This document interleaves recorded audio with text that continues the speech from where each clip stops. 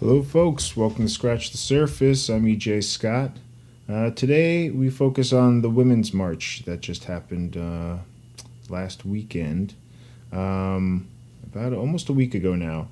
And I'm releasing this podcast out of sequence. I have a bunch of backed up interviews, but I thought this was important enough to release it as soon as possible. I had 3 women at the house that talked about the Women's March. They all attended here in Los Angeles. My own girlfriend, she attended in Washington, D.C. with her mother and some other family members. I wanted to go to the one in Los Angeles, and I regret not going. I had some medical stuff. I have a history of back problems that I threw my back out. But I very badly wanted to go and do this from the march itself. I wanted to interview people there. So I thought this might be the next best thing. So I was able to get Lisa Linke, Carrie, Weinberg, and Erika. Oh, crap, I'm going to screw up her last name. I'm sorry. I don't know. I just met her last night. So give me 1 second. Erika Abdelatif. Erika Abdelatif. I'm sorry if I'm massacring your name. My apologies. But it was a really good talk. Before I introduce it, let me just do a quick plug for my Twitter, at EJ Scott, the podcast Twitter, at EJ Podcast, website, ejscott.com. I'm raising money for charity, a bunch of really great charities that mean a lot to me, and I'm sure would mean a lot to you too if you took a look. It's at crowdrise.com/7on7, the number 7 on the number 7. And also I'm losing my eyesight to an eye disease called choroideremia, and it runs in my family. It's degenerative. I'm legally blind now, and in 2012 I ran 12 marathons in 12 states in 12 months blindfolded, and it was documented. Documentary was made by Ryan Suffern, and it's a very good 30-minute documentary that you can find on iTunes, Google Play, Amazon, and for $2 or $3 you can buy it or rent it. So it's well worth your time and money if you check it out. And the women come here and we discuss a lot of things. The march, obviously, Donald Trump, fears, hopes, news, what's real, what's not, all sorts of stuff. Very, very worth listening to. So enjoy my talk with Lisa, Erika, and Carrie right now. And begin. Oh. I'm just joking. Hi, everybody. Hi. How are you? Welcome. We'll go around. We're missing one person, but we'll go around with who we have so far, and we'll get name, where you're from, and a little about yourself. Oh, great. Okay. Shall we start? Yeah. Hi, I'm Erika Abdelatif. Mm-hmm. I work for a new media company called Bustle. We're a women's media company. Snaps, yeah. Okay. I also do some stuff with UCB and around town, and I'm from LA. Oh, okay. Oh, born and raised in LA. I mean, I don't like to say this, but born and raised in Orange County. Oh, hello. Okay. Had enough sense to move up here. Good girl. Thank you. Okay, fair enough. Thanks, Erika. Thank you. I am Lisa Linke. Yes. I've already forgotten what I'm supposed to say. Where are you from? I'm originally from Champaign, Illinois, which is downstate Illinois where the university is. So classy sounding. Thank you. Champagne. But I moved to Chicago and I lived there for 15 years before I moved to LA. So I feel like Chicago is kind of my home. Chicago. And a little something about me.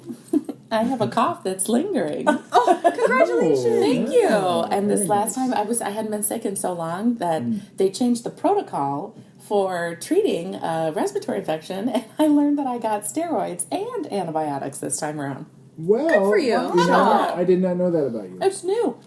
How do you feel? Wow. Strong? Fucking great. I was like cleaning and then lifting things above your head. I really was. And then I would be like dry heaving over my sink for 10 minutes. I was like, I can't do this at the same time. Was it steroids and antibiotics or was it Coke?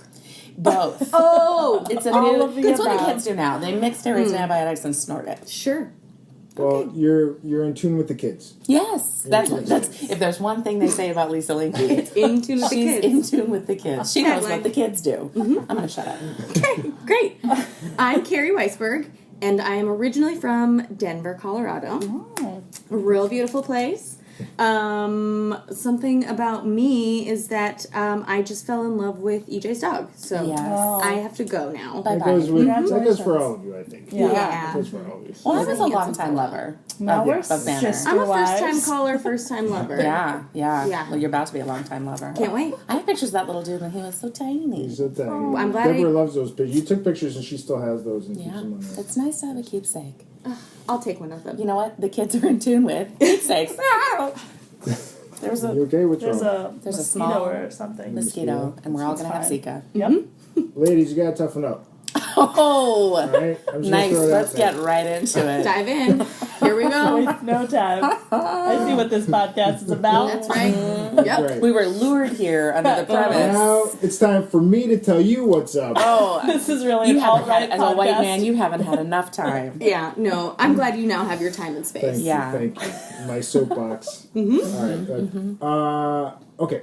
So you guys last week were all in the LA march, or in Carrie? Were you in another one? Or No, I was in the you were LA march. one? Yeah. All in the LA march.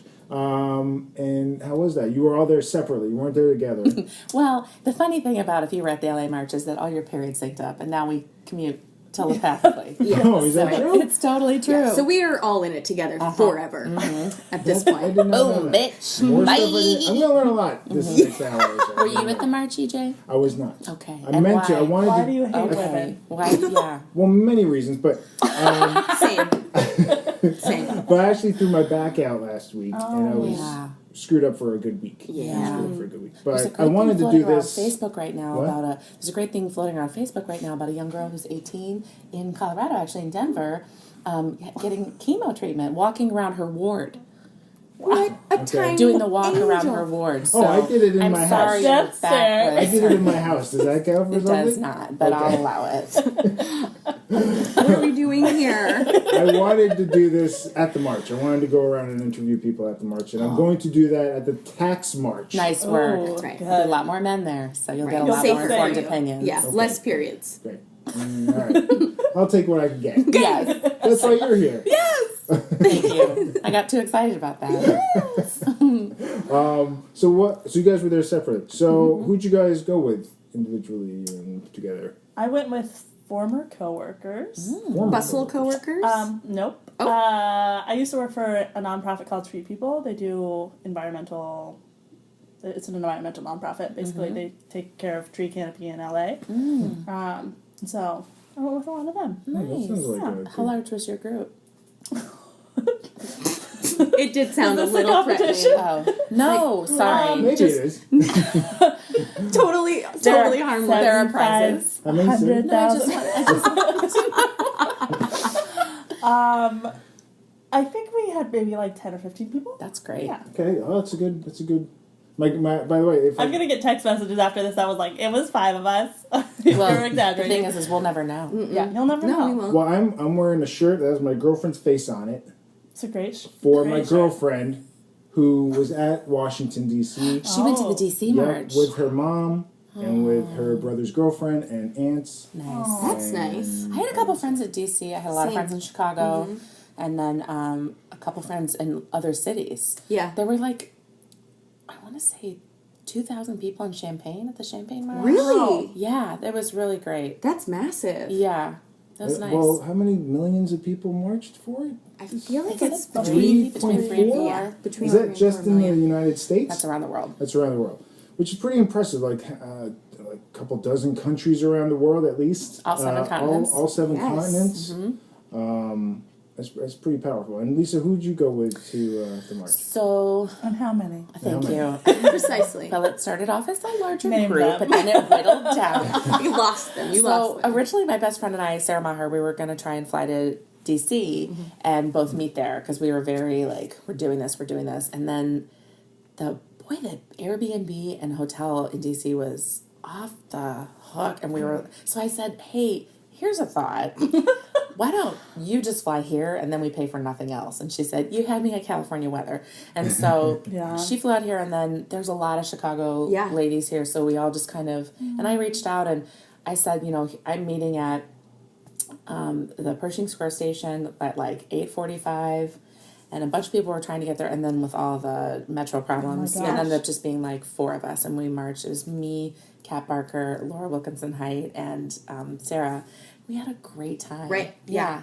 I feel like that's a kind of a magic number. I was with some friends from college, and there were 4 of us total, and I had a ton of other people there in different groups, and we did not even pretend to try and meet up. Well, yeah, once we got down there, because like as soon as you like looked at all of the people, you were like, that's not happening. I couldn't get cell service. No, you couldn't even send a text message, like whatever. So I feel like the 4, the 4 for me was really helpful because I was like, do not lose each other. Yeah. I had numbers written on my arm. I was like, I am ready for war.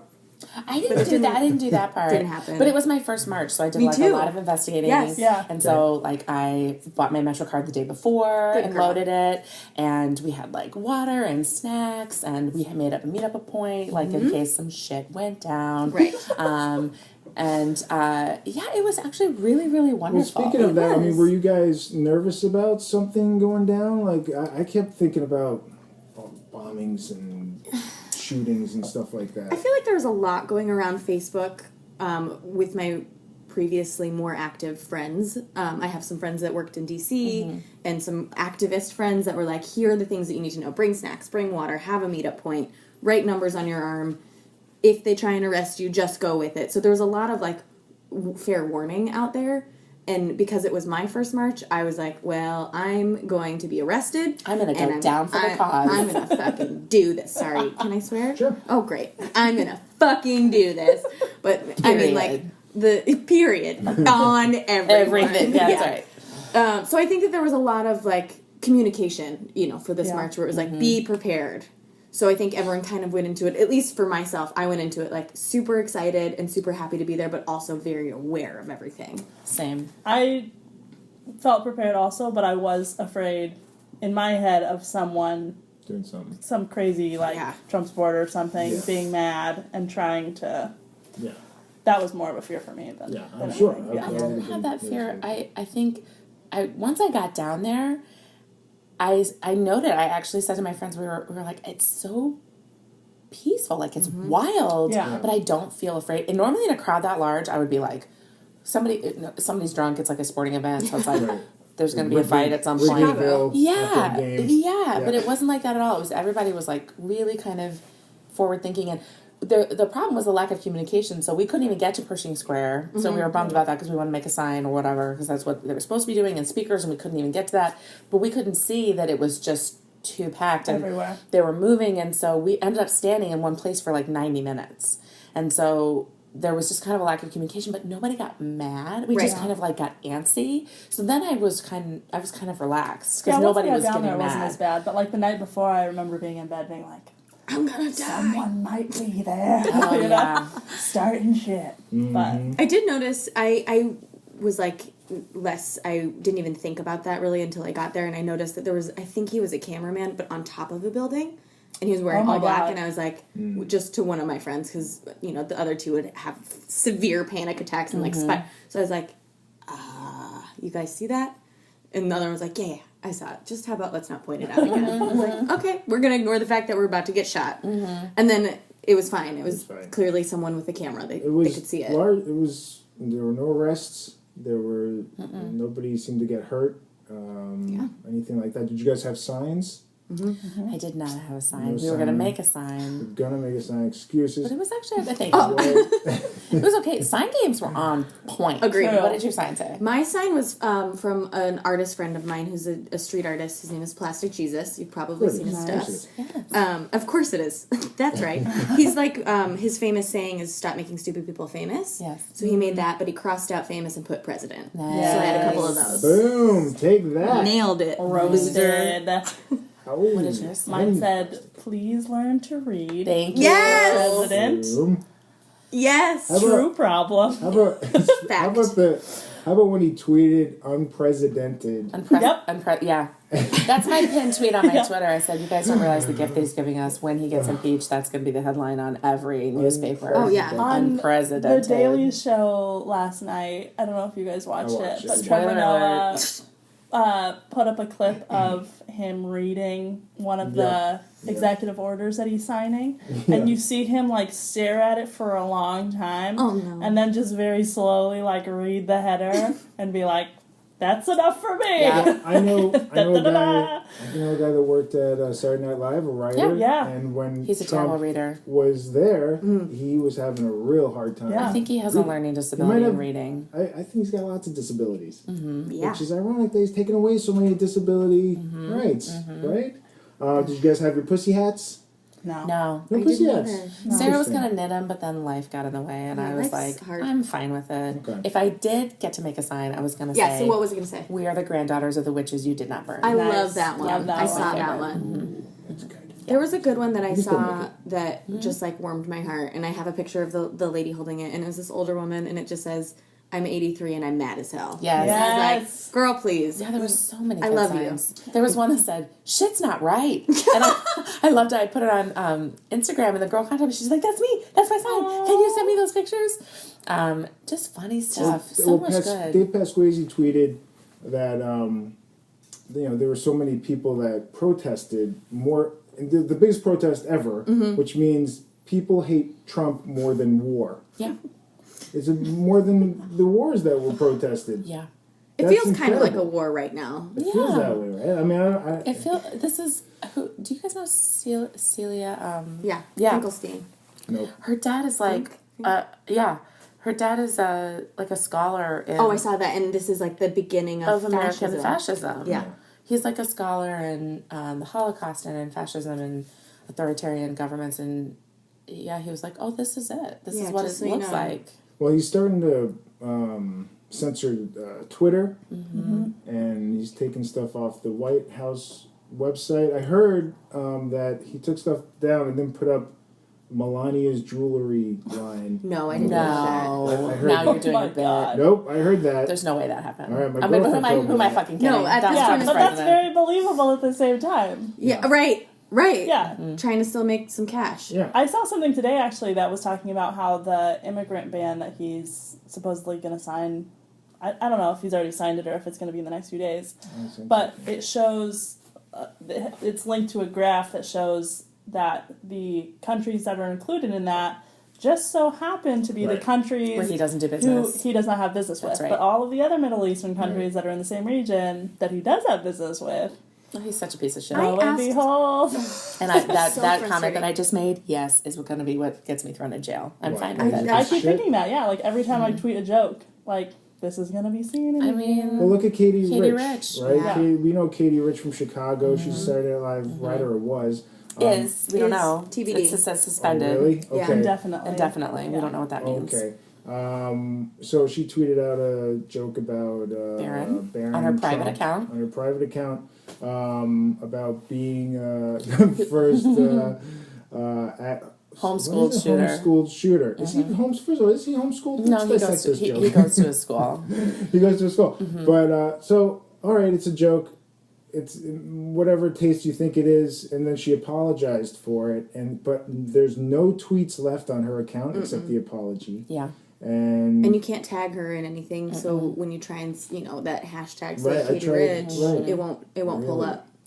So I've been texting her, and she's, people have been sending her like hate mail and death threats on her voicemail, God. and they published her dad's information No. in Chicago, and But- this is what's hard for me. I'm with you. Whether you agreed with it or not, my two issues are: one, we're holding a comedy writer to a higher standard than we are the president Right. of the United Exactly. States, Thank you. and two, Problem? it's apparently not. She doesn't get a cabinet position? for No, this? bullshit. Okay. And two, I just feel like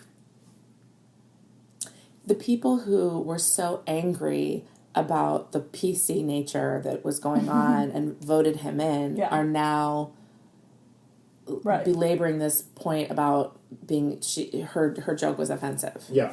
So that doesn't make sense to me. I feel like we're on different planets. Yeah. Yeah, I feel the exact same way. When I heard that this happened, and I never knew Katie Rich personally, but I have so many mutual friends, and I've seen her shows, and she's a lovely person. I almost jumped out of my window because I was like, it's a joke. This is a joke, and also, if you're looking at the joke properly, it's not about Barron. It's about his freaking family and about guns in schools. Yeah, so chill out, everybody. She didn't say anything about him or it's a thinker. Character. It's a thinker. It's a think and people piece. didn't want to think. No, so they they're just like, we'll just get her off of here and fire her and all that stuff. And what I am seeing all around and the support for her, which is lovely. Yeah. Whether it works or not, it's heartwarming to see the comedy community stand up for this woman, and she deserves it. But it's also, someone posted something that was like, when you still stop, if you can take away 8 years of calling the Obama girls names and animals, then let's fire all those people too. When it's not fair. I mean, you can't put one family on a pedestal and not the other.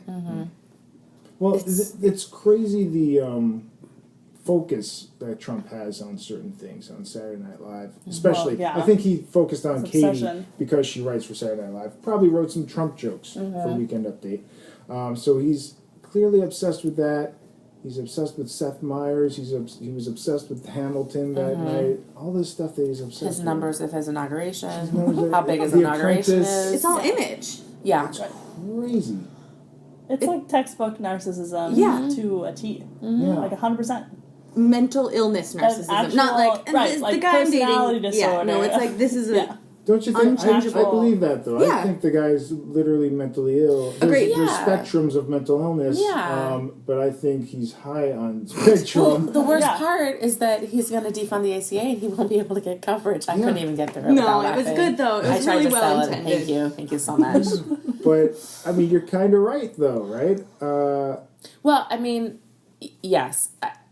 I also think what's hard, and I also do think he's a narcissist, but I also really respect the fact that I'm not a doctor, I'm not treating him, and so I kind of don't like that because that swings the other way too, right? So then people are going to look at somebody who is mentally ill and diagnose them without really being able to treat them too. So what I can say without any degree of uncertainty is that he shows a demonstrable lack of empathy that frightens me. And that I don't know how he would be the president of all the people in the country when he really, I have never seen, I've seen one moment of empathy in the entire campaign. What was that? It was when he had, and I'm sad because, what did you say it was that? I know, right? And sadly, the media and the left took it out of context and twisted it. It was when he said that some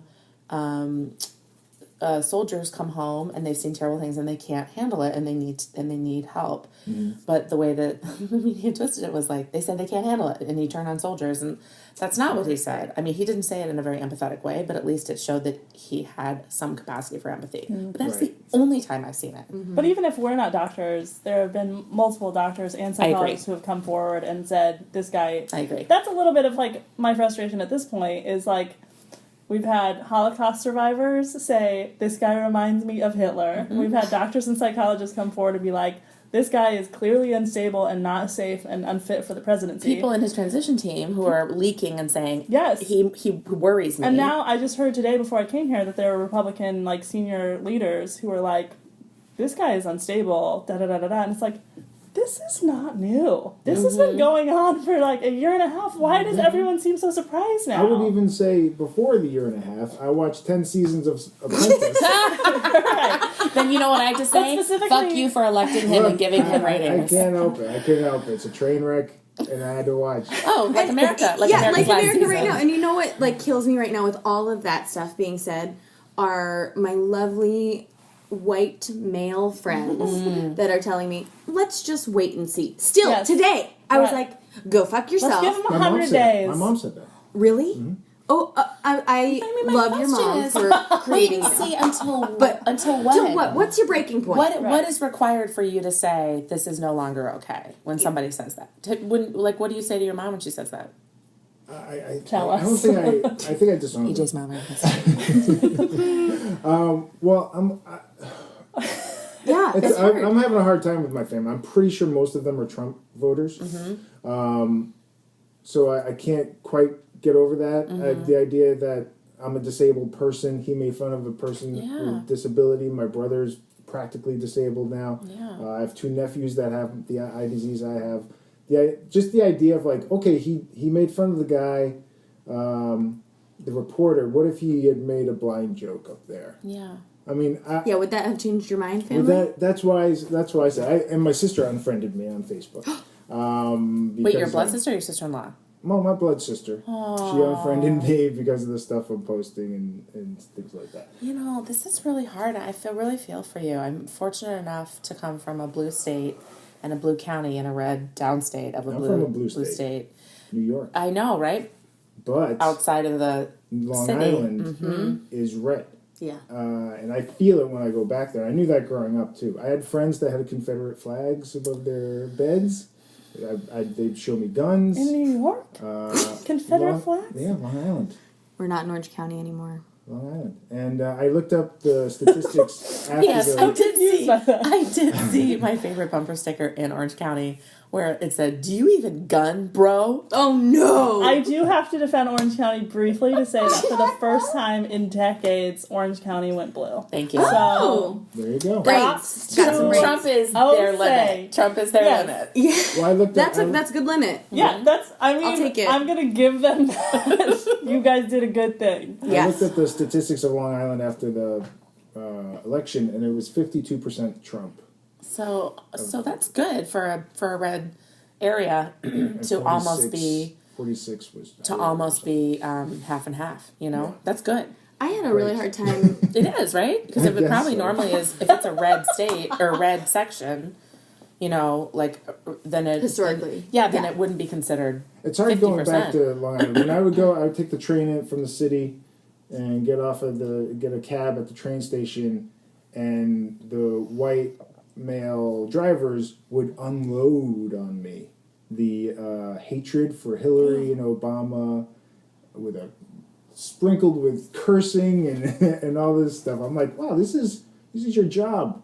This is how you do your job. Workplace. How do I rate this guy? I can't give him stuff. Can I give him 1 star or something? Yeah, I feel like so. I have 2 questions that I want to ask because I posted a lot about the march on social media, obviously, because it was very activating for me. It was a really nice bookend for me.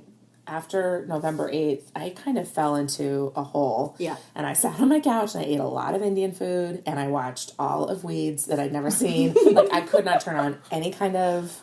I couldn't deal. So... I lost sleep too. Yeah, it took time for me to just not interact with people and not have anybody say, get over it, not have anybody say, what's happening, you know. And then that march felt very healing for me. It felt very like a lot of people. I found my people. Like, I'm not alone. Yeah. This was so nice to see all this positive movement forward. And then I posted about it, and I had a high school friend who, and I use social media the way I do it. I don't judge other people, but I don't unfriend if they don't agree with me. And he was just like, there's too many messages. I don't understand why this march is happening. Da, da, da. And a lot of my female friends were like, first of all, it's not our job to explain it to you, right? So there was a lot of like white man. Ask another white man. Yeah, Right. and like, could you just spend a minute Googling and just check out the mission statement? And he was trying to, there was a lot of resistance to it. I didn't know if you guys experienced any of that, or maybe your filters clean. Well, I'll say this: my girlfriend has posted stuff on her social media, which I mean, maybe 50% was like angry, hatred stuff, and and some were females. A lot of them actually were females. White women voted for Trump. White women, and just in other colors too. I was noticing, and from other countries, and a lot of people were saying, "Wait a minute, women." I'm a woman. I feel like I have rights. What rights am I losing? Oh, that's a big question, lady. Or men, because men say that shit too. I feel like I had some of that, but I feel like I'm trapped in between the two of you guys. So my parents and my brother and sister-in-law all voted Hillary. I'm a liberal in a conservative family. That was a rare, my parents and my brother and my sister-in-law are all like not fucking morons. So they're like, we're going to do the right thing. My mom is one of 9, and my dad they're both from Michigan. Most of my family's still in Michigan, and they're Trump supporters. The passive kind. So, I was posting on social media, and I've seen a switch where, like, they won't engage with me. They won't like the things that aren't political now either, and I'm fine with that, but I know that this is, like, their silent protest. So, like, I feel it. I'm very aware. So I haven't gotten any sort of, like, angry Facebook anything, because I posted a lot of pictures that day. I felt the same way. I felt, like, totally lost and spiraling, and then I found my people, and I was, like, inspired by all of the men and women and all of the kids there. Like 14-year-old boys. I started sobbing because I was like, you have the power to choose, dude. And they're like, have their own signs. I was like, man, people are good. And it was a nice reminder to see the good. And not one of my family members has mentioned it, which I almost am like, hey guys, did you see any of my pictures? Like, bring it up to them and be like, what do you have to say about it? Because I know it's just that, my mom's family is just like shoving everything back down deeper, like ignore, which is what's still happening with all of his policies at this point. So it's just like a bigger, for me, it was like a microcosm. Yeah, a microcosm, like a magnifying glass. And I was like, I see this type of person that voted you in. You're ignoring everything now. Is it's this strong in people because Trump spent a good his whole campaign really pushing buttons, just like really advertising violence and hatred and division and fear mongering and all this stuff unapologetically. Like at his rally saying, if somebody throws something or says something, punch that guy in the face. I'll pay your legal bills. Oh, that's a green light for a lot of people to say, here we go. Are you guys worried about the next 4 years? Like, what are you? Do you think? I'd just like to make it to the next 4 days at this point. It's been a week tomorrow. Like, It'll be a week tomorrow. A week tomorrow, and so much has happened. And he's not carrying himself in a manner that I find befitting of the leader of the free world. He's a fucking asshole. Thank you. He's a garbage dump. Like, he's... Yes, I'm very afraid. And I've been feeling that I'm, like, on the verge or in the middle of some sort of anxiety spiral since November. And I've had the people that are like, let's wait and see, or like, just get over it. And now I feel like... at least I remember the march, and I remember all these women that are with me, and it's like, okay, at least we have power in numbers, and I'm not alone. Like, it's a visual, physical, real reminder that it's not just me. And, I mean, I'll be the first to say that I'm a upper middle class white woman, so, like, I am feeling 1/100th this terrifying spiral that the rest of my friends and family and people I love are feeling. The stuff that he's doing is not going to affect me for the most part. I feel very sad for the people that it is going to affect, but I am white. I have some means, and if I were to get pregnant, gonna get a date. If I were to get pregnant and didn't want the baby and abortion was not available, I could fucking get a credit card like that and fund my trip to Europe to get it taken care of. Do you know what I mean? Yeah. Not everybody can do that, obviously. No, not everybody can. And so that's where I really feel this empathy and feel terrible that, like, these rights are just being yanked away. Well, don't forget about climate change and all that stuff that he doesn't... I will say, one thing that's making me a little bit hopeful in this, and maybe I'm naive, I'm biracial. I come from, like, a really interesting family dynamic where my dad actually is a Muslim immigrant. And then I'm Scottish and Irish. Biracial. Bingo. Same things. Thanks for mansplaining that. Thank you so much. Could not be any whiter. I'm glad we could come together. Yes, and see how yes, you and I are on the same page. What's your mom? And my mom is white, and her family is very, like, white privilege. Scottish Irish. And they're, like, the family that, like, I grew up with and I'm very close with. And it's been really interesting for me because I mean, growing up in Orange County, like, a lot of me identifies with white culture, and I'm very, like, familiar and interwoven with that.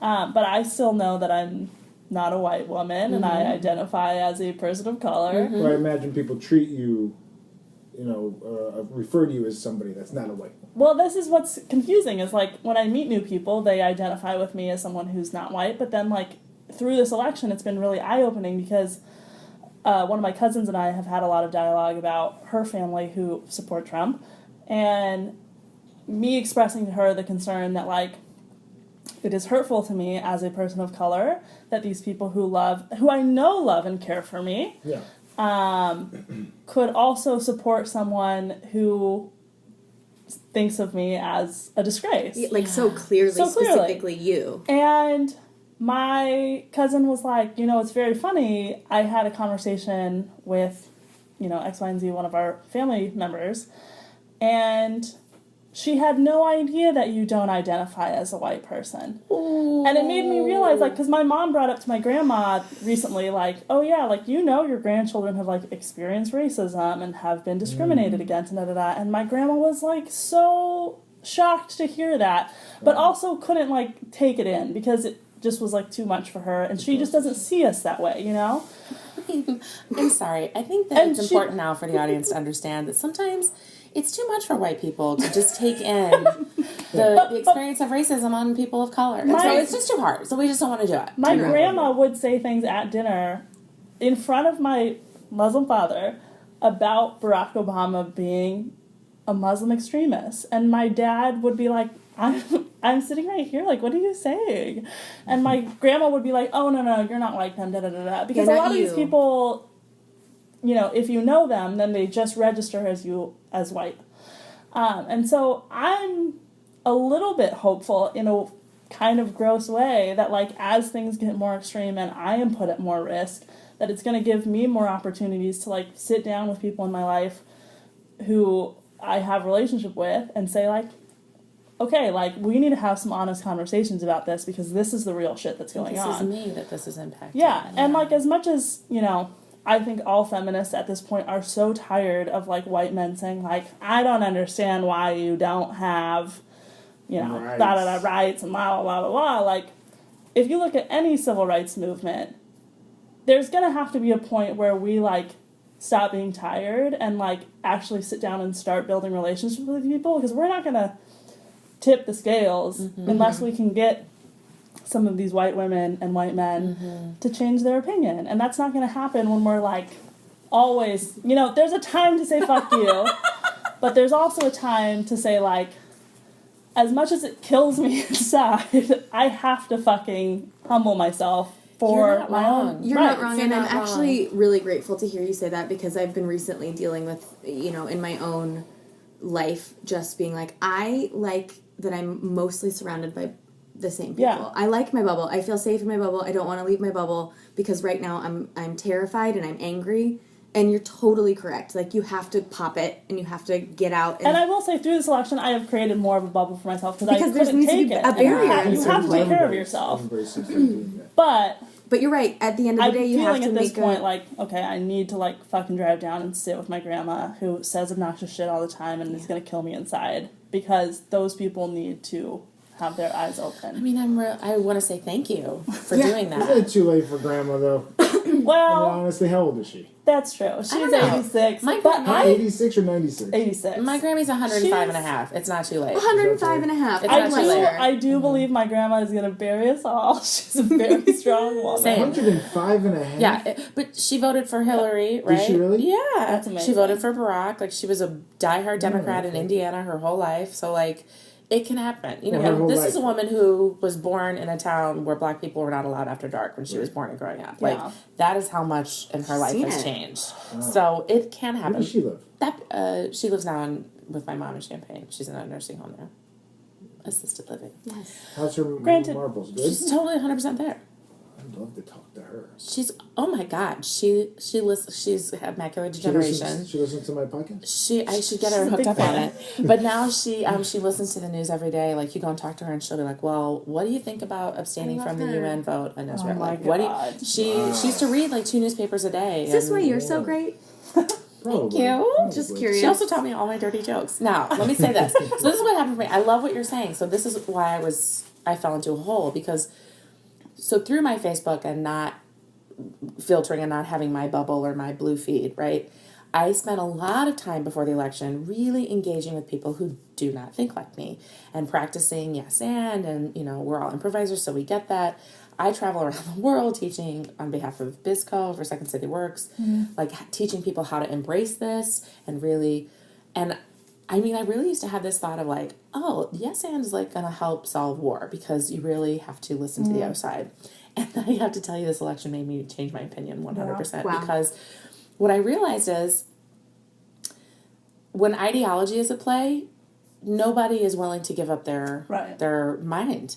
And as much as I think the people who want to defund Planned Parenthood and want to build a wall and think that radical Muslim terrorists are the scourge of the earth, as much as I think they are absolutely 100% wrong, I am not willing to alter my views one iota in order to listen to them a little bit. My expectation is that when we sit down, they will alter their views to listen to me. Right. And so that's where I had this, like, it was a crisis of conscience. Is that how I'm saying it right? Epiphany. It was an epiphany, and I was just like, oh, we're fucked. When ideology is at play, we're fucked. Yeah. When you think that your belief, your thing that, is a higher power than you is right, we'll never communicate because you will never be willing to let that go. It takes so much to let that go. And that's a little bit of what I'm trying to say. Is like, I'm hoping that the Trump presidency is enough of a shit show that, like, at least some people will be like, huh. Yeah, that's a good point. How do we even get here? I'm a little concerned about this, I don't even think you have to hope for it. I think it's going to happen. Because, like, the idea of, like, oh, I hope he fucks up. I want good things to happen. But if he comes through with the things he talked about, then it is a shit show and it is going to be fucked up. But, so you're half Muslim. Your dad, when did he come here? He came here, maybe 35 years ago or so. 35 years He came when he was, like, late 20s. So was that 80s? What country? Yeah, in the 80s, from Egypt. So you're Egyptian and then Scottish Irish. White Wonder Bread. And so were you raised with a religion? No. Yeah. Because then this is where things get even more confusing, because my grandma is Mormon, but my grandpa was like Seventh-day Adventist Christian. On your dad's side? No, on my mom's side. Okay. And then my dad is like Muslim, but like not really. He's Muslim light. He's Muslim light. So then by the time my mom like got out of the house, she was kind of like, I'm a Christian. Mm-hmm. How did he come to the country? On a plane. There, I was waiting for it. Yes. Actually, it's a pretty crazy story. He was supposed to be, he was in France. He got a job in France, and him and his buddy went out there. And I guess something happened with the job. It didn't work out. And so they were like, let's go to America. Literally with nothing. Stop it. Wow. Yeah. So he comes here, and then when does he become a citizen? I don't know when he got, like, visa, green card, any of that stuff. I know that he was legal when he came over. Okay. But I remember when he got his, like, citizenship when I was a kid. Okay. Yeah. So, okay. And so do you have family? Your family over still, I assume? Yeah. Do you go to see your family ever? I don't really know any of them. Really? Interesting. I know that I should be. I'm so sorry to all of them. I know that I should. Listening? I mean, I'm connected with some of them on Facebook, but, like, we didn't learn Arabic growing up, and so, like, there was always a language barrier. Was there something going on? Was there something going on with your dad and, like, the family? Like, he doesn't want to see them or anything? It's just hard to get back there. Yeah, it's expensive. It's hard, and there's been, like, constant turmoil in Egypt since then, so it's just, like, I think my dad, like, came and, like, kind of got whitewashed, so he was kind of like, I watched Westerns as a kid, I wanted to be American, now he wears Tommy Bahama all the time. Ray Fine would play him lives in in Circumvention in a mansion, and, like, lives the American dream, and fucking loves it. I love Jeff Foxworthy. Something like that. My parents, by the way, I was like, oh yeah, I saw Louis C.K. and they're like, who's funny? Jeff Foxworthy. No. The cable guy. Oh. My parents hate that shit, so. Props, that's what I'm dealing with, people. Well, that's not okay. Yeah. Oof. a lot of people are. I mean, and they're not wrong. Like, that's what's fun. You know. Are they not wrong? You know. Yeah, right.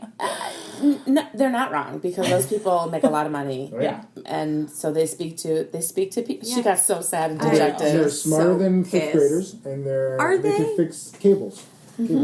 I can too. They are the true If Americans. I needed to, I could figure out how a goddamn cable works. All right, good for you. And I'm funny. Were you guys at the march able to hear any speakers? No. I was next to the stage, and for a little while it was quiet. In the Where I was beginning or the standing- end? The beginning. And then it was So just did like you see like Jane Fonda, Natalie Portman? 0. Okay. yeah, no. We were like really trying to listen, and then it got like just so many people that you would think in LA too. I was thinking about this with all of the sound engineers living here. It's like, set that shit up, bro. Yeah, They just well, had no way to anticipate how big it was. I gonna think be, they probably did for 75,000 people. Yeah, that's true. Is that what they thought it was going to be? That's what they were hoping. I think that's who registered. But then like 10 times that showed up. That's an amazing. So like we number. left kind of early actually because Sarah was kind of sick, and so once we got and we're going and got down to City Hall and like walked around a little bit, and then we were like, okay, let's go. We were kind of had it. It was like 2, I think by then 2:30, and then I'm kind of glad that we went because us leaving made space for the people who were still just That getting was to crazy Pershing when Square. I was leaving, seeing other people still showing up. Like, because we went to the North Hollywood Metro to come in, which was a nightmare. But even when I got back to North Hollywood at like 3, there were people still showing up to go down to downtown. I was like, Unbelievable. God damn. It was really cool. So what individually, what were each of you there protesting? So that you can understand it. Yeah. You almost asked us to mansplain to you. Well, I know. No, I need you to womansplain. I'm going to leave now. Womansplain to me. That was it? Well, not even for me, but for the 100 comments I read on my girlfriend's social media of like, why did you do this? What's the problem, guys? What's going on? What's the big deal? My period. Yeah, it hurts Are you real on your bad. periods? I woke up in the middle of the night and got my period right before the march. you? I so did. I was also on my period. Yes! But I feel like a lot of people woke up and they were like, what the hell's going on? I saw signs that were like on my period, and I was like, yes, girl, yes. Sorry. Okay. I feel like Wasn't it kind of the first time you were like really proud to be on your period though? No, I also wrote a musical called Period Piece. It was Okay, about well, periods through periods love of time. this. Yeah, I do. I love. Oh, it. Yeah. I'd watch that. Would you? Yeah. Okay. Remount. I'll give you the secret YouTube link.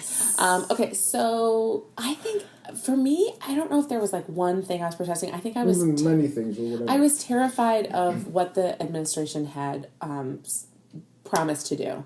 And so for me, I really wanted to just demonstrate my vocal resistance and showing up boots on the ground resistance to this, what feels to me like a very backwards authoritarian mentality towards all the progress that we made with the ACA and with, defunding Planned Parenthood and this hatred towards science. Well, Yeah. I can't get that.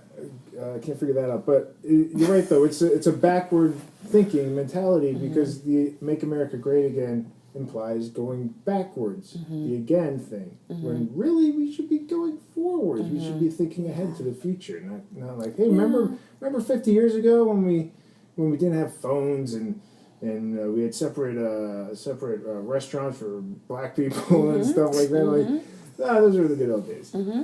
For rich old white men, it was. Yeah. Carrie? Yeah, I feel like all of the things. I mean, I was just like, I really felt the need to do something. And I was grateful that it was like so well organized and it was so easily accessible to everybody to be able to be a part of it. And there's a part of me which is hilarious in my own brain because I've always been the kind of person that's like, I don't know if I want kids. I'll play with yours and then hand it back. But there was a big part of me of just being a woman in general and being like, I need to do this for any daughter that I ever potentially have because it's going to be in history books. And if I can help fight, for the future of this country, then I should. I'm capable. I am healthy. I can walk today. And I think it's important for, it was important for me in that moment to be like, okay, well, am I going to be able to tell this story as an activist, or am I going to be able to tell this story as I remember where I was when this happened? And I'm not a political person, you know, you in are general. now, boo. I am. I can feel it, and it's this whole ever since, you know, halfway through 2016, I was like, I can't believe this, and I can't believe how angry I am. And if I'm this angry, then I look at my friends that are lobbyists or working in DC. I'm like, how have you not exploded? What can I do? And that's what I constantly feel like I'm asking is, what can I do? And this was a very concrete, like, big first step for me, where it was like active, clear, and the message that I wanted to give to answer your original question was like, you can't ignore all of us women. We are literally half of the country. Fuck off and let us do what we want to do with our bodies. Like, that just shouldn't be government property. Yeah, also, I'm sorry. Also, I think I was so disheartened and disgusted by the way that he objectifies and treats women as objects, and clearly has an issue with sexual assault and not thinking that it's sexual assault. And so that was a big problem for me, that I just want to be like, no. Like, we have power, we have command, we have agency, and you can't ignore us and you can't stifle us. Yeah, I totally agree. Well, that's a epidemic. The harassment and assault on women are massive. I don't know how many women I've known through my life that confided in me. There are probably a lot more that haven't. It's really statistically, it's 1 in 3 who've been assaulted, and 1 in 4 who've been sexually assaulted. Right. Yeah. Erika, did you have a particular set of issues that you marched for? Yeah, I feel like it was just Muslims. Yeah, I was really praying about my grandma. My grandma. I mean, I feel like on actually election day, like, my biggest concern is like, how are we going to explain this to our gay friends? How are we going to explain this to, like, our undocumented friends? And so those were probably two of the biggest, because like you, I don't feel like this is necessarily going to have an effect on me as a person, but I worry about the people that it is going to severely affect. Women's rights, I mean, the climate is going to be fucked, that affects everybody, especially with him wanting to monitor what actually gets put out into public. Is terrifying. How do you like the National Park Service putting out going rogue? 30 Twitter accounts or something? I follow them all. They're so great. They are so great. They're brilliant. So smart. But yeah, it just was like a conglomeration of kind of everything. Just being afraid. I think there's a lot of fear. Yeah. And there was some people voiced about the pro-life people were encouraged not to go. Do you know anything that about actually is not true. They weren't allowed to sponsor the event. I see. But they were encouraged to go, and okay. I know that there were a lot of pro-life people that were there. Yeah, I figured. I was like, how do you keep somebody from going? No, it's open, but they weren't, because there were people who had sponsors and, like, were able to carry banners and things like that, and so they weren't. I think they didn't want to say that they had taken money from people who clearly were anti-choice. Right. So they were protecting themselves in that way, which is respectable. Yeah. And I would invite you to consider changing your terminology. Instead of calling them pro-life, calling them pro-birth. Or anti-choice. Or anti-choice. Yeah. Anti-choice that's new for me, and I will work on that. Well, just consider it. You don't have to. Absolutely. But I like pro-birth because they're really not pro-life, because they don't consider often the life of the mother in the case if she's if it's a life-threatening injury. And then once the child is born, if it's born into poverty, they do not give a shit. Well, someone just mentioned that. I saw on something on Facebook, of course, recently that was like, well, if you're so pro-life, then why are you taking away all of the education and the healthcare and all of this? And I was like, why are you supporting torture? Damn! Why are you supporting the wall? Yeah. Why aren't you fostering a child? We have hundreds of thousands of children in the foster care system. So they're really pro-birth. They just want the baby born. Right. They really... If they are specifically white. That's right. Right. I got into a Twitter feud with a guy, either an egg or a hawk or something like that. That'll go well. last year. And it wasn't a hawk, it was an eagle. It was an American eagle. eagle. The freedom bird. Or it could have been a cartoon frog, something like that. Freedom bird. But he was upset about the he's pro-birth. Yes, nice choice. Okay. Or anti-nice choice. Nice anti-choice. She said anti. I love it. But anyway, so through this, I was researching a lot, and I found that there's 150 million orphans in the world. Mm-hmm. Yeah. That's a lot of orphans. Mm-hmm. You know, actually, because I, a little while ago, worked for a church, and one of the craziest statistics I ever read was that if every church in America, just in America, if every church in America had one family that agreed to take in one foster child, we'd probably we would have no more foster care Shut system. up. Is that true? That is 100% true. Oh, because there's so many churches. Because there's so many churches. So if every church just had one family step up and say, we'll take in one foster child, Oh my god. we would eliminate that. How many churches are there? Millions of churches? I mean, this country is pretty But there's only, we only have, like, Yeah, I could be wrong, but I religious. think that we only have somewhere around, like, 150,000 to 200,000 foster children in the system right now. Foster. Okay. So it's like a completely solvable issue, and that's where we get into more things where it's like, you're not really pro-life because you just want to have your own privilege. Mm-hmm. Sorry. You can't say you're pro-life if you're not actually doing things to stop poverty in the world. Well, what's the next step? Cry. You could do that. Current step. Cry, do some crying. Get over my period. Probably eat some more Indian food. Talk Get more over about it. Lisa's Yeah. Eat a theory. chocolate muffin. EJ, is this what you dreamed your podcast about? You know, what I did like about the Women's March is they specifically emailed the people who had registered and said, will you donate $1? Because that will help us cover our costs. I donated $5. Felt very good. They didn't offer $1. It was like a $5 button. I was like, okay, fine. I don't have time to change this to $1. And I'm pretty sure my friends didn't, so I'll cover them. So then, and they have like 10 actions over 100 days. I saw that. Right? So every 10 days, they're going to contact you if you've signed up and tell you, like, hey, here's what to do next. So the first 10 days was to send postcards to your senator letting them know why you marched. Well, it's hard in California because, like, our senators were at fucking D.C. March. Yeah. Right. Though, I will say, I saw a thing going around about Senator Feinstein, who's a great woman, apparently was still considering a vote yes for Sessions. So, like, keep up Send that on postcard. make a phone call. Okay. I've already sent Keep them. up on It's your great. senators. Thank you. Because even though you think they are great people, they may not always do the right thing. Maybe they're trading. Maybe she's trading votes. Maybe, but Sessions is not someone that we want to trade votes with, so people got to put pressure on their senators. Okay. And even if you feel like they're great, call them and say, thank you for doing the right thing. Yeah. I think even on a smaller scale is like us that know this, or like however you get the email from the Women's March, or at Bustle, post it. Right. Because for me, like, I tend to find myself these days in a rabbit hole on like news sites and whatever, and then I go on Facebook and I find myself in another rabbit hole, and as much as I want to get out of it, I'm stalking for things to do. Like what can I do?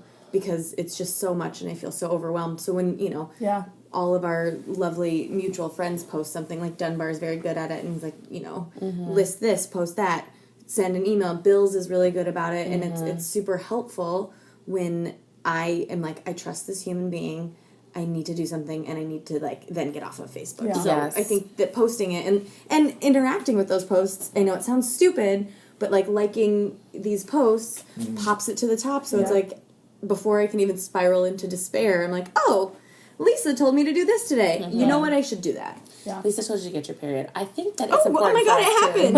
You're welcome. I think it's important for us to also like do the due diligence on whatever it is, because I know something was like, call this and this will happen, and everybody's like, that's not going to happen. So like really making sure that the action that we're taking and the energy that we're putting forth is worthwhile, and that it will really do the thing that we say that it's going to do. And then I also, last summer, I got so mad at what was being or not being asked of our candidates. I realized good journalism has to be funded.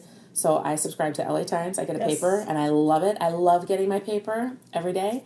And I don't watch mainstream media. I get my newspaper and I listen to NPR, and that has helped me significantly. Yeah. I will say that, because that 24-hour news cycle is like I get a sucked hit. into CNN. It's a hit of your dopamine. It's and even these days, especially the past couple days, it's like I get the CNN notifications on my phone, and I gotta turn it off because it's like, what do you mean this headline is insane? I know, it's I scary. got it. I mean, And we gotta be careful of the fake news or I've been trying to be more picky about what I'm reading and what I'm posting and stuff like that.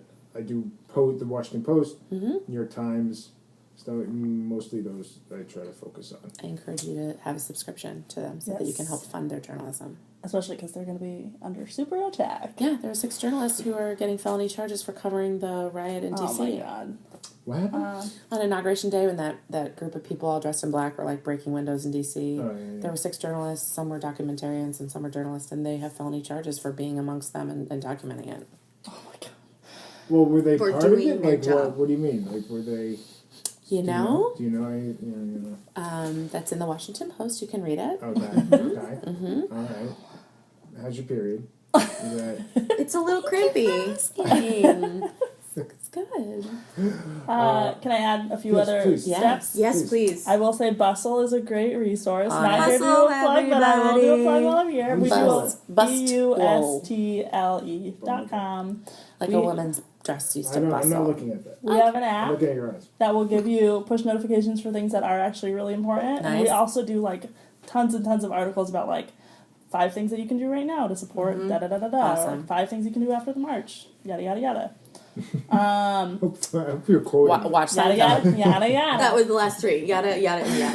Yeah. We did do, on Inauguration Day, we partnered with Huffington Post and Michael Moore and a few celebrities to put on an event called Watch Us Run. And all of those videos are still available on Huffington Post's Facebook.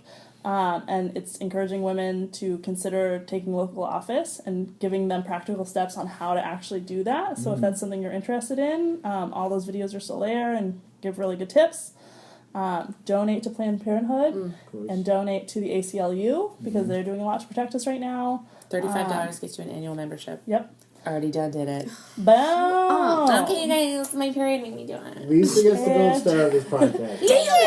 And find your representatives' phone numbers, put them in your phone, and call them once a week, and just tell them, someone will answer, and tell them exactly what you are concerned about that week. And I just heard that Trump just stopped incoming phone calls into the White House. Yes. But the petitions page is still open. Petition page is still open, and people are saying call his Trump towers.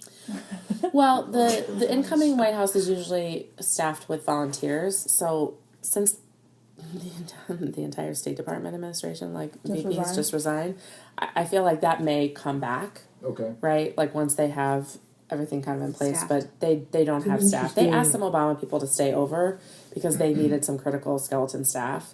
So hopefully that will return. Like I'm going to remain hopeful about that they're not going to completely choke the voice of the American people out. We'll see. But yeah, we'll see on that one. We'll see. But I do understand because that is staffed by volunteers, and I feel like right now they're kind of in crisis mode without like acting like they're in crisis mode. You know what I mean? Yeah. I mean, I keep hearing that they're like babying Donald Trump to keep him happy, so I think that they're They must probably. be. He's got to be. He has to surround himself with yes men. He has to. Yeah. I heard there was a report that came out today, leaked information from Trump staffers who were saying that they are trying to keep him away from seeing things that will make him upset because he gets too cranky and then he'll want to turn to Twitter, so they're trying to minimize that. They keep him away from the oven because hot. And the other problem that they're having is that he Too much gets sugar.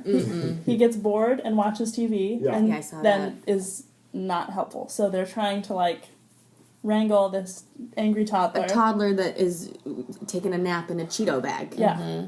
Good. To which I say, let's fucking put more shit on TV that will enrage Exactly. him and So, get like, his ass impeached. As much as sometimes you might go to a march and then feel like, oh, he signed 5 executive orders, which might not actually I thought you did come 12. true. Didn't you do 12? But like every day you wake up and you have like 5 new ones. Right. Yeah. Those might not actually come to fruition. Hopefully not. But, you know, Even if just they know don't. that they piss him off Even every if- time you're out there marching. Even if they the things he's saying don't come to fruition. He's backing these things. Right. You know what I mean? And he's like showing it off. Look what I signed, guys. Well, I mean, he's just so proud that he's so proud. He's so proud that he did it. But let's not give up on those things yet because we still have power. And there's a great piece of a former senator or representative who's like, calling is great, emailing is great.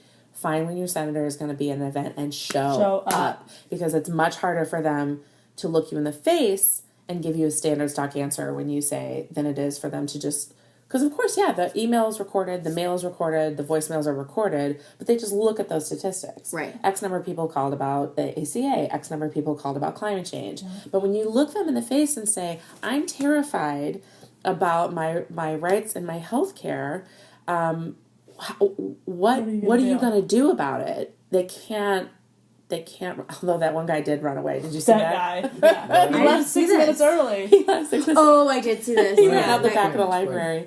He had like a meet and greet or like a Q&A. And everyone thought, I think that people thought it was going to be town hall, and then he ended up taking people into a side room one at a time. Who's this? Some local representative. Yeah. Okay. It was, I think, East Coast or Midwest. It wasn't out here. Okay. He ended up taking people in one at a time. Hundreds of people showed up, way more than he was expecting. And then he ended it 6 minutes early and ran out the back, and so people were waiting, and finally they were like, "Oh no, he's left." Yeah, he went home. He went home. He long gone. And they were like, "What a fucking coward!" Yeah, exactly. Oh boy. So which proves the point that it is excruciating for them to have to answer to their constituency face to face. We have to remember that they are afraid that they won't get reelected because this is their job. Mm-hmm. So in 2 years, when midterms come around, bye. How do we feel about the Electoral College? Oh, garbage. Right? It was me being kind. Yeah, I agree. I'm on board with that. I feel like I think we should protect slave states. Yeah, and I feel like it's just outdated. Like let's open our eyes, people.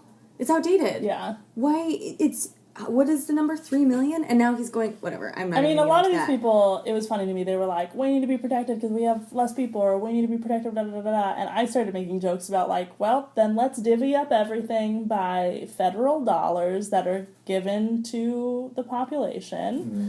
And then if you break it up that way, it's like, okay, well, what are you guys contributing? You know? Right. What are you contributing?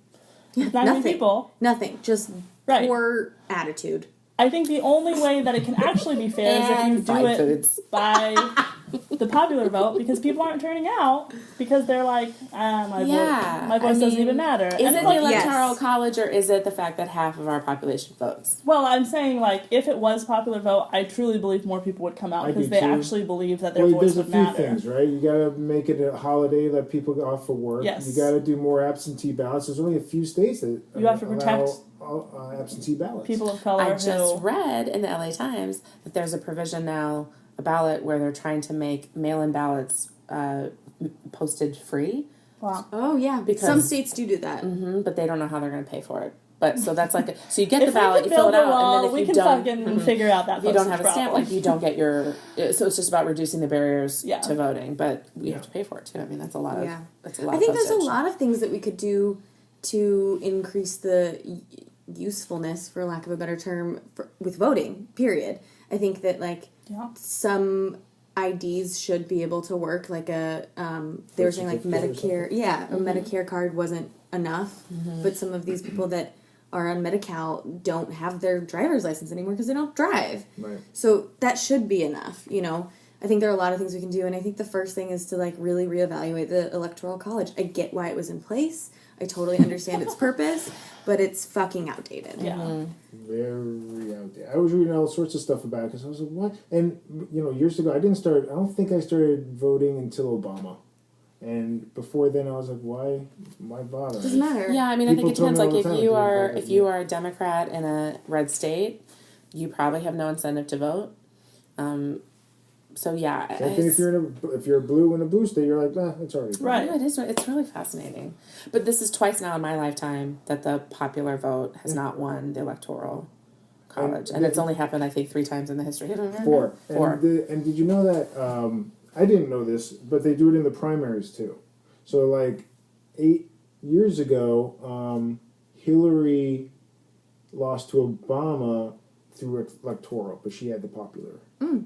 You mean through the DNC? Yes. Yeah. She got the DNC state votes. Yeah. But he had the electoral votes. So she could have been president 8 years ago. Well, I also and feel then maybe like Obama would be president today. I don't know if she would have beat Bush. Put that You don't over. think so? I don't know, 8 years ago if she would have 8 beat years. Bush. I I don't mean, think if she she would've. couldn't have won now No, against but Trump. Bush. No, he didn't run against Bush The 8 fir- years ago. Who did he run against? Bush was done. McCain. McCain. McCain Palin.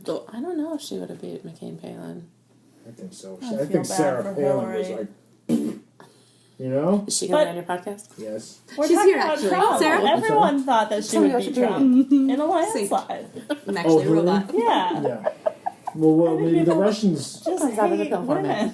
women. What? Sorry. People just hate women. Yeah. Even women? Even women hate Oh it. yeah, I think that's Yeah. absolutely true. Look at the women that were commenting on your girlfriend's post that are women. Yeah. Women White hate women voted for Trump. Yeah.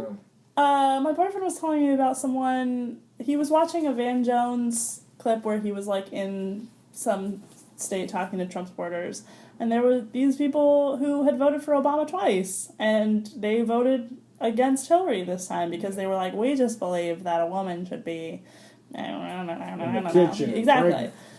We just have these values. Turns out we're in EJ's kitchen right now. And you're all And pregnant. as soon as we're we're all all pregnant, pregnant. and as soon as we're done with this, we have to make him dinner. Please help us. After dinner. He showed me at the room in the back. It's just room. We're gonna be in room, you guys. Cool. Is Brie Larson there? Yes, Cool. I She's know. great. We're gonna make some good connections. But yeah, the electoral god's gotta go. Yeah. Yeah. Gotta go. Something that the Republicans are great at is really, I mean, that gerrymandering is so in their favor in so many states. Yeah.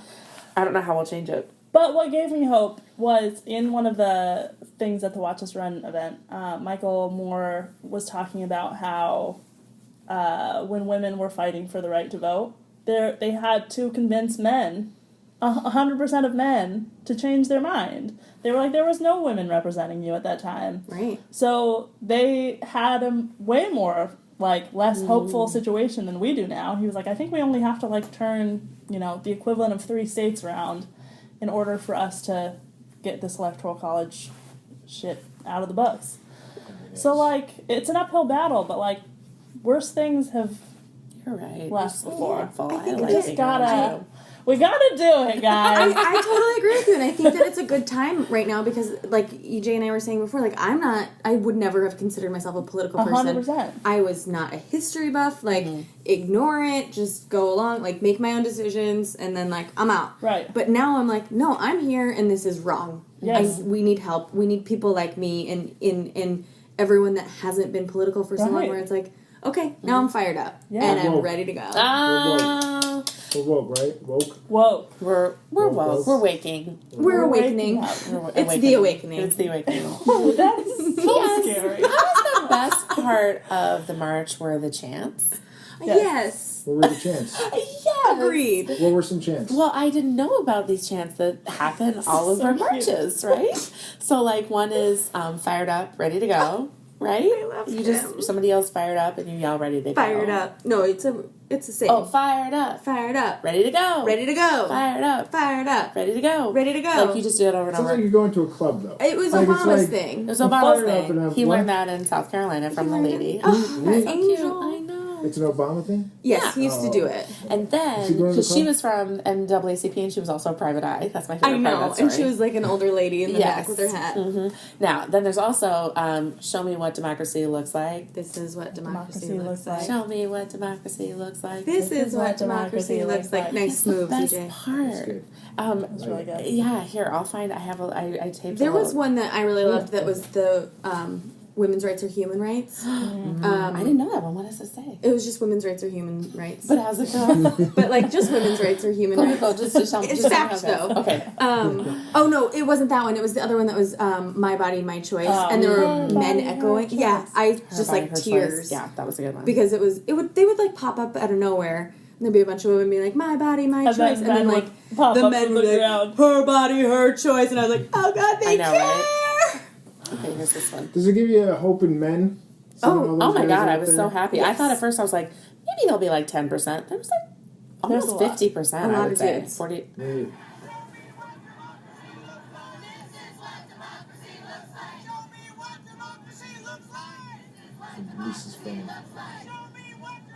It was so fun. It was great. I mean, that's the one that says "Stay Mad."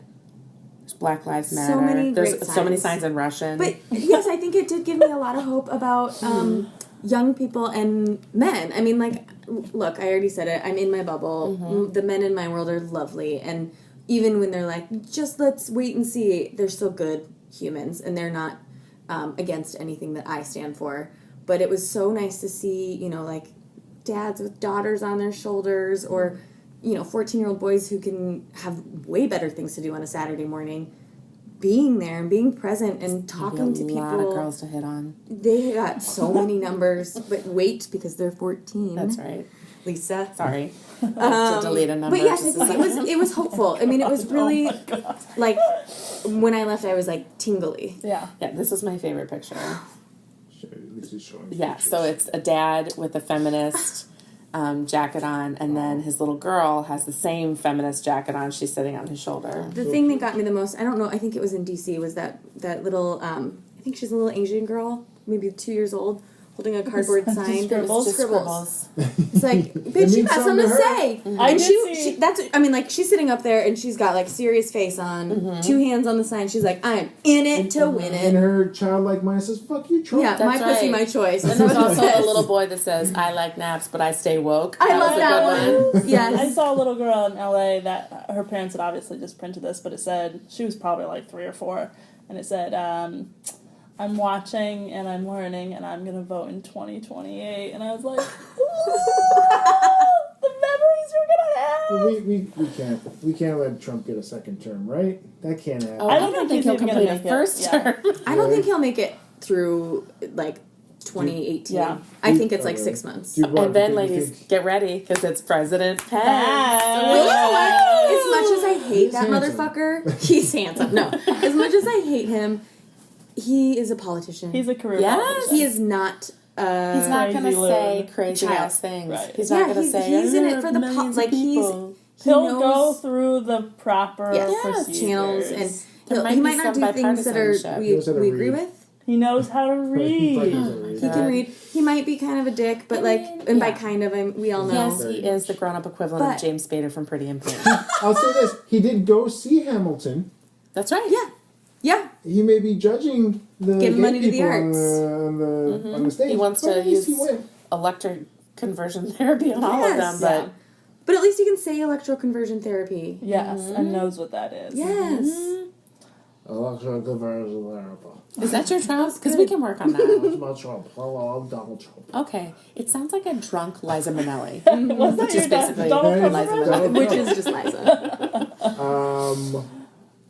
Guys. Okay, so you think he'll be We're impeached? women. So I have to learn about this. Sorry. Yeah, is that okay to call... Yes. I know we've shared a lot of opinions here, but we're still women. Ladies, is ladies okay? With a Y. Sure. No, Do you think so he'll I be have to learn about this, because when you bring charges, that's technically impeached. Yep. But then what happens after that is... He becomes a squatter, and he just stays. Maybe. I think Nixon resigned before they could impeach him, I think. Right. He won't Well, resign. the interesting thing, this is my theory. I'm ready. Everybody Write get them down. down. This is Erika's So, theory. I saw a tweet. And that's our show. Thank you. Thank you. I saw That's a the tweet. name of this podcast. I saw a tweet. That would be a one. great podcast name. So Yeah, I saw actually. a tweet. This was a verifiable tweet. By a verified source? Inauguration, yes, by a journalist. Okay. The inauguration day protest was the largest protest in Inauguration Day history. Wait, the Women's March or Inauguration Women's Day? March. Thank you.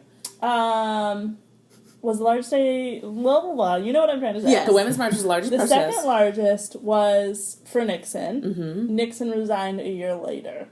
I think Ooh. that Trump is such a narcissist in a real way that seeing us do this all the time is going to drive him crazy, to the point I don't think that he'll actually say that he's resigning, but I think that something will happen that will make him say, like, I have to have a scapegoat to get myself out of this so that I can just live my life. I don't think he's going to be able to handle it. You don't think he'll just be like... I don't think that someone with his... Is Russia going to let him do that? Yeah, I think he's going to have to find, for his own... Because narcissists can't live for this long. Suck it up, Trump. This shit. And by he might cock down your throat. That was over the line. I'm sorry. Maybe he'll go be a Russian prince. Oh, that'd be cute. Yeah, that would be cute. I don't know. I think surrounded by gold. I don't think he can take it. If we're a week in and he's having to like watch TV because he's bored, he could have been a billionaire forever and been fine. But he's not a billionaire. What if he gets? But you know what I mean. Like in his mind, world consciousness. Yes. What if he gets used to it and then just starts learning to Narcissists don't get used to it though. Yeah. He actually has a personality disorder for sure. 100%. And mostly it's just his personality. Okay, question. If you were allowed to ask Donald Trump one question, what would it be? Why did you run? Ooh, good question. Why? But are you expecting a truthful answer? Yeah, is he under like a truth serum? I don't know. He's attached to a lie detector. How about Wonder Woman's magic lasso, where it's a truth lasso? EJ, we didn't need this to turn into a comic book comic. But it's a woman. It was a feminist thing. Yeah. Oh, very nice. Okay. Very nice. A female superhero. Yeah, I would ask him, like, if I got a real, honest-to-God answer, I would say, why? Why did you do it? Okay. Because we all know he doesn't want this job. No. He doesn't want to be there. One of my favorite pictures is when he realized he's winning and his whole family is like, and he's just like, Jesus Christ. What am I going to do? Yeah. I got to clear my browser history. I know, right? God. Well, what would you ask, Lisa? I think I would want to get under his skin, so I think I would say, what's the best part about being a public servant? I just want him to be, I want to piss him off. Boom. Clearly I have daddy issues. Erika? I'm so lost in this question, I don't even know. Yeah. Who didn't hug you as a child? That's clear. I don't know. Mom and Dad. Like, You've seen her and her hair, right? I haven't. Who? Pull up that picture. Keep going. Mama Work Trump? on your... I don't know. I don't know if I have a question. Mama Trump? What Donald Trump say? I don't Mama's know if I Trump. could be in a Mama's radius to him. Mama's Trump? What'd you just Mama's say? Trump. Mama Mama's Trump. Mama Trump? Right? She had the same That sounds hair like it would be a really great movie. Mama Trump? Mama Trump. Yeah. Get Eddie Murphy on the phone. You need to do a Mama Trump Bing movie. bong boom. Eddie, I got a pitch. Eddie? Yeah, this picture is going to explain a lot for you. Right. I also have another theory. Okay. Oh, I'd like to hear it, I like the actually. theories. I want to just document all these on a podcast so that then I can come back to them. On your podcast, So, I saw a tweet. Shut up. No, is that her? That's her. Everybody, please. Oh She's my like the God, bride everyone of Google Frankenstein. Mary Trump immediately. Yeah. That is like She has her hair. of Real? Is that real? That's Tim real. Burton movie. Yeah. Her hair looks like if you went to Yogurt Land and got like a Swirly? yeah, it got a swirly. It's literally Banana like cream pie but she flavored. looks uncomfortable with it. It Like she looks like walked the wind out. is pulling her hair But that she, way. like she walked out of the beauty salon going, "I didn't ask for this." Yeah. Like, you know, maybe she didn't ask for it. So it But explains it's like his it's hurting hair. her neck a little bit. It explains his hair 100%. Absolutely. And this is from '97, right? 1997. Okay, so real quick, my other theory. So you know how everyone was saying when he loses, he's going to build a media empire that's going to rival Fox News. Did you guys hear about Yeah, I that? remember Sure that. did. Trump, what was it, I Trump think- TV? Trump TV. Trump TV. I think he might still create his own media empire while he is in the presidency. You ain't wrong, girl. He's That's shutting why everyone he's trying to else up. discredit everyone because he's going to say Because this he already is paid stuff for the that is website. verifiable. Well, I mean, like, well, there's so many That's some Stalin opportunities for him to break the law. Would that surprise you? No. No. Well, there's so many opportunities for him to break the law, right? And there have been With his so many businesses and stuff. Congress people already who have, or representatives who have come out and been like, you should trust Trump over what the media says. And it's like, that's an interesting thing to you say. know what? You know, the only person who can solve these problems? Me. I'm the only person who Yes. can solve these The problems. only person you can trust is me. So just listen to me. Here's what I'm saying. That's what that is. You're doing Some a Hitler Hitler mustache with your Wow. fingers, and then You didn't look like Hitler before, but when you put your hand on your forehead like that. The Hitler haircut. You I haven't thought seen you that were, I before? thought you were doing a Jack Nicholson. No, this is the Hitler hair. Heil. Was machst du? Oh, I gotta go upstairs, guys. Yeah. It's my time. Yeah. The second Holocaust survivors said, though, this guy reminds me of Hitler, we all should have been like, okay, he's done. Mm-hmm. But they weren't. I mean, he grew in popularity. Yeah, people were like, But do you think people were like, "Oh, you lost. You brought up Hitler. You lost." Do you think I was like, "But they survived the Holocaust. I think they're allowed to bring it up. They get an exclusion." Yeah. Oh, definitely. The harder one side pushed, the harder the other side pushed. 100%. Well, I think that this is something that we haven't seen in any election, even with either of Obama's elections, is the social media empowerment. Yeah. You know, like the eggs and the freedom birds. And the fake news. The fake news, everything where it's like, oh, well, this person's saying what I'm thinking, so I'm going to retweet. Yeah, and then you feel emboldened. And I think that as powerful as, you know, social media can be for good, it has destroyed us because it's like given people who shouldn't have a voice. Well, that's a big thing is like people need to learn how to actually verify facts. I remember a conservative friend of mine posted a meme that had all these things that I was reading, and I was like, this is clearly not true. And if it is true, I need to know this. So I messaged her and I was like, hey, can you like back up any of these stats? Since you feel so passionate about it that you posted this on your own personal page, can you back any of this up with verifiable claims? What kind of facts were they? They were things about Hillary, I can't remember at this point, but they were like, Hillary did this, da-da-da-da-da. She let a child molester go and laughed about it. She has a sex trafficking ring in her basement. I would watch that news channel. Thank you. My friend was like, oh, well, you know, I'm really busy right now, so I'm going to look this up for you later, but, like, I just can't right now. And I waited an hour, and then I messaged her back, and I was like, great, like, because I really, really want to read these things and learn about your perspective. And she was like, well, you know, tonight's really bad for me, like, you can just Google this stuff on your own, da-da-da-da, and I was like, okay. So then I went and I Googled the stuff, and I was like, actually, this is what I actually found. Like, this is unverified, this is unverified, this is what really happened in that situation that you're claiming, like, and here are links to studies that disprove that. My girl. And she came back and she was like, look, I'm not trying to start an argument. Your opinion is your opinion. My opinion is my opinion. And I was like, bitch, it's a fact. But there's a lot of opinion. I want to do like a man on the street like Billy Eichner does. Yes. But I wanted to call it fact versus opinion. And I say something and you have to tell me if it's fact or opinion in like 5 seconds or less. Alternative fact. Well, right. And then you can win money by doing it. Because they said that like now grade school children's ability to tell fact versus opinion is so poor they have no idea. And I also wanted to do a web series where I get people who have different political viewpoints. It doesn't have to be Republican, Democrat, it could be Libertarian or like whatever. But then I put them in different situations where they're having conversations, but I set the construct up differently every time. And I have already registered this with the WGA, so nobody can take it. Where like they make money every time that they compliment the other person, or they make money every time that they say something that's true. But it's like hidden cameras there where they don't know what they're supposed to do. It's on camera.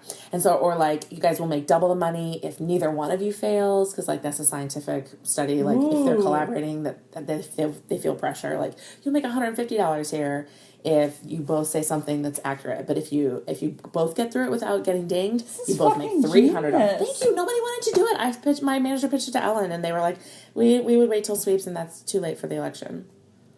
Rude. We have to get this on air. That would be so fun. Great. I'll wait for 4 years. Cool. Put a pin in it. I can just start saving my if we're alive, I think if we're alive in 4 years, that's going to be a beautiful I'll idea. just interview polar bears because the ice caps will melt it, and they'll be right down the street with us. Do you think? I think by now Trump has forgotten the nuclear codes. Don't you think? He just forgot. Did you see? Do you think he can reset the nuclear codes like he had Spicer do with his? Oh my God! Did you see that? Twice today. Donald Trump was resetting his password for his Twitter account. Is that what was happening? It was Sean Spicer. It was Sean Spicer. Wasn't it for Donald's account? I think it was for press secretary. Oh, for the press secretary Instead Twitter. Of entering his or sending it to somebody direct message, he tweeted what we assume is a password. It could have just been like jumble, but it would be too hard to jumble. But it happened twice, where there was like a series of jumbled whatever. It was like that were immediately lowercase n, 3, uppercase K, 7, lowercase K, J, right? Like, yeah, and everyone was like, change it. How are these people in the White House? Well, you know, listen, let me tell you, there are some great, Barron's back in New York, and he's great with the cyber, so I don't know how everybody's going to be doing. Yeah. Well, I heard it's $1 million $1 million a day to keep Melania and Bear to watch, right? Taxpayers to keep Melania them in New York? in New York. I think you're correct. Wait, a day? what? Mm-hmm. Yeah. With Secret Service. It's $1 million. She doesn't want to take them out of school, so they have to stay in New York. That means. But For Trump all 4 also doesn't years? want to be in the White No, House. for the rest of this year? This year. But Trump also has said that he doesn't want to be in the White House. Yeah. He wants All to go the back time. on the weekends when he can. So he's going to go back to New York on the weekends. I think it makes sense. He, I think, feels very vulnerable most of the time because I think he has a learning disability with reading. I think he feels very uncomfortable when he's not in a position where he controls everything, and now that's all this time. And so he wants to go back to his home where he's safe and he owns and the building has his name on it. Yeah. Like, so I get why he would want to do that, but also, that's not the job. This is exactly why I would say, why? Why did you do this? Why? I mean, like, was it a joke for you? Just tell me. Was this to be like, can I be president? We'll be right back after these commercials. Now, see, that was a better Trump, but also it didn't sound anything like him. It just, he wasn't drunk. It felt like him. Yeah, he wasn't drunk. He sobered up. Yeah. You ever watch Drunk Trump on When they Jimmy Kimmel? They just slow it down. Yeah, It's it's so really good. funny. Oh my God. Heartbreaking. It's so funny. Well, I just want him to get a better suit. who? I saw something that I think And Sean Spicer and GQ all posted them. it, where they like gave him a real quick digital like makeover. Yeah. Where they like tightened his pants, gave him like a slimmer fit leg, evened out the cuffs, and like pulled the shoulder up, buttoned the top button. Did it look shortened sharp? the tie. Sharp as hell. It had like a nice bar on I the tie, prefer- pocket square. I prefer the other way because He looks it's- as bad as he Yeah. is. Yeah. Yeah, exactly. Exactly. It's better. Honestly, it's more honest, you know. Yeah. All right. Any final words, ladies? Is that okay? I'm glad we've made you uncomfortable enough on this. On your own podcast. On your own podcast. In your home. In your home, in your kitchen, where we will make you dinner and clean the floor. Yes. Thank you. Thank you. Spotless. What are your any final thoughts? Thanks for- Should we end on a Well, thanks for asking about it. Yeah. Rather than like tweeting some very weird or negative things, which did happen from a lot of guys who didn't understand, I think, and were afraid to ask. Yeah. So thanks for. Sure, of course. Well, I understood, but I Minimal was. bar. Yeah. It also felt nice to Carol Taylor. see that people who weren't able to go. I mean, I'm sorry that you had thrown your back out. That sucks. But you're still interested, and it's not like, oh, well, that happened. I missed that opportunity. So thank you for reaching out to Yeah, I wanted to do something. hear about it. Yeah, It's a big deal. it is a Yeah. big deal. Thank you. Of course. How's your back? It's better. I went to the chiropractor twice and got a massage. Oh. Very nice. By a cute lady. Now, I think if you want And to elevate your immigrants. So we need game, more immigrants so I can get my massage. great. I think if you want to elevate your game, Oh you my can then God. start reading some of the discussions about intersectional feminism. I was just thinking about that. What's this? What did you say? What? intersectional feminism. I never heard So that. Have you really never heard that? No. I never This heard is beautiful. He's a God dude, bless right? you. I'm God learning. bless I'm you. learning. So intersectional feminism is that all women should be involved in feminism, and that often feminism tends to be like a white woman's feminism. Does that make sense? And so particularly at this march, there were a lot of signs where people had uteruses that were angry and like turned into snakes and were biting. And there were some people from the transgender community who were like, am I not part of this women's march? I identify as a woman, but I don't have a uterus. Like, what is this? Yeah. Am I not included in this? So a lot of it is about opening up and broadening up so that everybody is included. When we talk about the wage gap, knowing that white females make 74 cents on the dollar or more, black make 64, and Latinas make 54 cents on the dollar. So really being open and aware of the fact that it isn't just females versus a male standard or whatever, but that everybody has a different kind of set of struggles. Yes. Real quick. One of my, I think I'm saying that right. No, Okay, absolutely, great. 100%. One of my friends was telling me that she was trying to explain that to her husband before they went to the women's march. And she was trying to explain, it makes feminism more inclusive, and da-da-da. He stopped her and was like, oh, so, like, men can be included too. Like, genuinely asking her, so this is about men being included too. And she was like, Yes. Let's make it about men. No. Also, not you. about you. Yeah, You not can you. be a feminist. Yeah, you can be a feminist, and we should want be you a to feminist, be there. but it ain't about you, boo. Yeah, exactly. And I think something that's super important that I've been learning too along the way, a friend of mine she's a white woman, cisgender white woman, and she had a sign that said, like, ask me about intersectionality. And after that, it was like, no, seriously, ask me. It's not your friend's job to explain it to you, who is not, who doesn't identify or does identify as a woman, who is a person of color. Is this a sign? This was a sign. Oh my God, there's a lot of writing on it. Well, I mean, Just it stops after seriously ask me. Okay. But her whole point, Just the back half was on that. yeah, right. And she had a list of people not to ask. Right. But it is, Google it, look it up, find out. But it's not your friend's job, who isn't necessarily what you consider a white cisgender woman's job to. It is that person's job to explain it to you if you have the questions. It's not, like a trans person's job to explain why they should be included. Let's see. Yeah? I agree. I keep hearing people say that, and I agree with it. But my only fear is, I would rather, this is just me, maybe I'm wrong. Go ahead. I would not rather wrong. have a person who's uneducated ask me directly, because I know that I'm going to give them good information. Yes. Rather than going on the internet where they could Google an egg. Right. You know? Right. I agree. I agree with you. That's and a I little think, bit of my fear. I think the intention of that was not to, like, make someone feel uncomfortable. I feel like with you, people that know you and have met you, or even just met you right now, and I feel comfortable with you, I would ask you that. But I think it's one of those things to protect the people that don't want to answer the question. I think I've seen people online in conversations that were friendly be like, you shouldn't even be asking this here, you should da-da-da-da-da. And I'm always like, no. I'll answer. I want to answer. I get it. I also feel like the assumption, just like my high school friend who was saying, what is your message? Why is it so diluted? You guys should do this. Yeah. The assumption that I need to explain to him was what that sign was getting at, right? Sure. Like, if I ask you, you don't owe me a responsibility to explain it to me as a representative of a person of color or a woman of color, right? And I think that assumption that explain to me why this is kind of what happens an awful lot. And so that's what I love about the intersectionality is like the onus should be on me to make sure that I am inclusive. Yeah. I mean, like when we were getting on the metro, like the first train went by was too much. And so all of us Chicago people with the L, like we see the second train up and there's room between people and we're in the windows. We're like, get together. So we get on and my friend Sarah got on another car and she was like, there are these two like middle-aged white women who are kind of like this far apart. And they're like, there's no room. And Sarah goes, this is a metaphor. We're all going to have to get a little uncomfortable. Good for her. Yeah, and she was like, I see you, and I need you to step together so that everyone can be part. Right. That's why we're marching. And then she was like, and then I just stood there and was like this for the whole 9 stops, and I was like, good. I'm really glad I wasn't in your car. Yeah. Did they get together?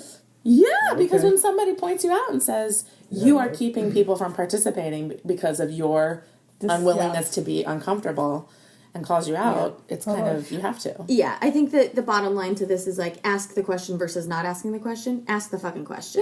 Yeah. If it makes that person uncomfortable, it's not their job to explain to you what the intersectionality means.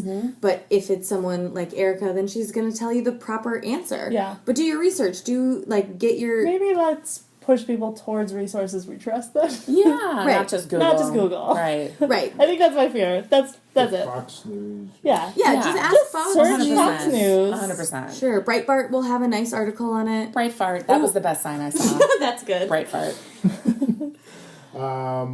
Great. Was this what you wanted? So Do we need to do it over because you're not happy? Let's Whatever makes you scratch happy, this. we'll do it. Should we do that's take the two? correct answer. Okay, great. That's the correct answer. That's what I learned at the march. Well, thank you all very much for being here.